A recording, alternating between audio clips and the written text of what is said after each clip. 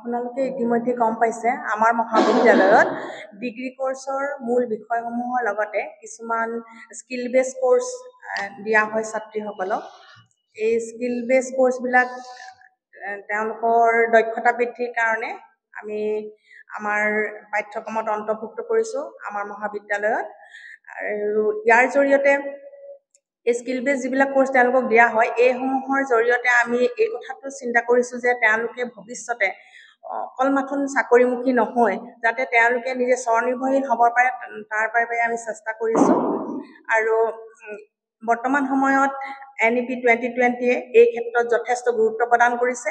আৰু এই যিবিলাক এডন কোৰ্স এই এডন কোৰ্সবিলাক ডিগ্ৰী কোৰ্সত বাধ্যতামূলক হিচাপে দিবলৈ সিদ্ধান্ত গ্ৰহণ কৰিছে ইতিমধ্যে আমাৰ মহাবিদ্যালয়ত যিবিলাক আমাৰ ছাত্ৰী বিশেষকৈ আমাৰ মহাবিদ্যালয়খন ছাত্ৰী মহাবিদ্যালয় গতিকে ছাত্ৰীসকলৰ প্ৰয়োজনীয় হোৱাকৈ আমি কিছুমান বিষয় নিৰ্বাচন কৰিছো আৰু যিসমূহ আমি নিৰ্বাচন কৰিছো তাৰ ভিতৰত আমাৰ আছে weaving cutting knitting embroidery and dress making pre primary and primary teacher training beautician course তেনেকুৱা ধৰণৰ কিছুমান বিষয় আমি নিৰ্বাচন কৰিছো অলৰেডি আমাৰ প্ৰিন্সিপাল ছাৰে কৈছে যে 23টা এডন কোৰ্স আমাৰ মহাবিদ্যালয়ত খুব সুকলমে চলি আছে আৰু নতুনকৈ আমি 10টা এই সেশনৰ পৰা আমি আৰম্ভ কৰিম ইতিমধ্যে যি 10টা আমি আৰম্ভ কৰিম সেই সমূহৰ সিলেবাস বা সকলোখিনি প্ৰস্তুতি আমি আৰম্ভ কৰিছো এই সেশনৰ পৰা আমি সেইখিনি কাম আৰম্ভ কৰিম এতিয়া আমাৰ খুব সুন্দৰকৈ আমাৰ চলি আছে এডন কোৰ্সৰ ভিতৰত কাটিং নিটিং যেটো ড্ৰেছ মেকিং সেন্টাৰ সেইটো আমাৰ 2002 ৰ পৰা চলি আহিছে আৰু তাৰ পিছতে আমাৰ 2005 ৰ পৰা আমি pre primary and primary teacher training যেটো প্ৰগ্ৰাম সেইটো আমাৰ 2005 ৰ পৰা চলি আহিছে তাৰ পিছতে আমি উইভিং যেটো কোৰ্স সেই কোৰ্সটো আমি 2022 ৰ পৰা আমি আৰম্ভ কৰিছো ঠিক সেইদৰে বাকি যিখিনি কোৰ্স আমাৰ বাকি প্ৰায় বিউটিচিয়ান কোৰ্সও আমাৰ 2006 মানৰ পৰা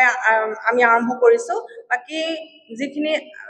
23টা ভিতৰত বাকি যিকিটা কোৰ্স সেই কোৰ্স কিটা আমাৰ 2013-14 ৰ পৰা আৰম্ভ হৈছে আৰু 10টা কোৰ্স আমি এতিয়া এই বছৰত আৰম্ভ কৰিম আৰু এটা কথা ক'বলৈ পালে আমি আপোনালোকক জনাবলৈ পালে মানে গৌৰৱ অনুভৱ কৰিম যে যিখিনি উইভিঙৰ আমি ইয়াত যিখিনি কাম কৰি আছো আমি বিশেষকৈ গামোচা ইয়াতে আমি প্ৰস্তুত কৰো এই গামোচাৰ কাৰণে আমি কলেজতে আমাৰ যিমানখিনি প্ৰয়োজন হয় গামোচা সেইখিনি আমি কলে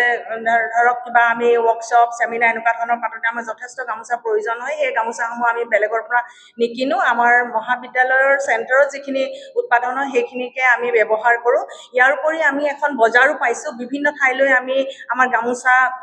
মানে বিক্ৰী কৰিছো বিশেষকৈ আমাৰ ডিব্ৰুগড় ইউনিভাৰ্চিটিয়ে আমাৰ 2-3 বাৰ আমাৰ পৰা গামোচা লৈছে গতিকে এই কথাষাৰ জনাবলৈ পাই আপোনালোকক সেইকাৰণে আমাৰ ভাল লাগিছে যে আমাৰ ছাত্ৰীসকলে নিজে উৎপাদন কৰা বস্তু আমি বিক্ৰী কৰি কৰিবলৈ সক্ষম হৈছো আৰু লগতে ইয়াৰ আগত আমি টচ মুগাৰ কাপোৰো আমি লগাইছো ইয়াত গামোচাও লগাইছো সেইসমূহো আমি চৰকাৰক বিক্ৰী কৰিছো 50খন টচ মুগাৰ গামোচা আমি চৰকাৰক বিক্ৰী কৰিছিলো হ্যান্ডলুম এণ্ড টেক্সটাইল ডিপাৰ্টমেণ্টে আমাৰ পৰা সেইখিনি ক্ৰয় কৰিছিলে তাৰোপৰি যিটো আমাৰ কাটিং নিটিং সেন্টাৰ আছে এই সেন্টাৰটোত আমি আজি কেইবছৰমানৰ পৰা খুব সুন্দৰকৈ কিছুমান কাম কৰিবলৈ আমি প্ল্যান কৰিছো আমাৰ যিটো উইভিং সেন্টাৰত আমাৰ যিটো কাপোৰ উৎপাদন হয় তাৰ পৰা আমি ইউনিফৰ্মৰ যিটো দুপাট্টা সেই দুপাট্টাটো আমি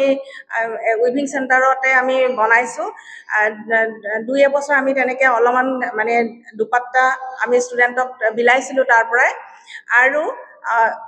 তাৰোপৰি আমি যেটো চুলিত মৰা আমি যেটো মানে ৰাবাৰ বেণ্ড বুলি কওঁ সেইটো ইউনিফৰ্ম আমি আমাৰ কাটিং নিটিং এমব্ৰইডাৰী সেন্টাৰতে আমি সেইখিনি প্ৰস্তুত কৰি ষ্টুডেণ্টক বিলাইছো আৰু ইউনিফৰ্ম আমাৰ ষ্টুডেণ্টৰ যি ইউনিফৰ্ম লাগে সেই ইউনিফৰ্মখিনি যিখিনি ষ্টুডেণ্টে আমাৰ ইয়াত বনাব খোজে আমি এডভাৰটাইজ কৰিছো আমাৰ ৱেবছাইটতো দিয়া হয় আৰু ষ্টুডেণ্টৰ গ্ৰুপত আমি সেইবিলাক দিছো আৰু সেইমতে এডভাৰটাইজ কৰাৰ পিছত বিভিন্ন ষ্টুডেণ্টে আমাৰ ইয়াতে ইউনিফৰ্ম সিলাই কৰিছে আৰু এইবাৰ আমি অলৰেডি হাই সেকেন্ডাৰী ষ্টুডেণ্টৰ পৰা 73টা ইউনিফৰ্মৰ অৰ্ডাৰ আমি পাইছো আৰু এইসমূহ আমাৰ ষ্টুডেণ্টেই মানে আমাৰ ট্ৰেইন ষ্টুডেণ্ট বিলাকে বনাইছে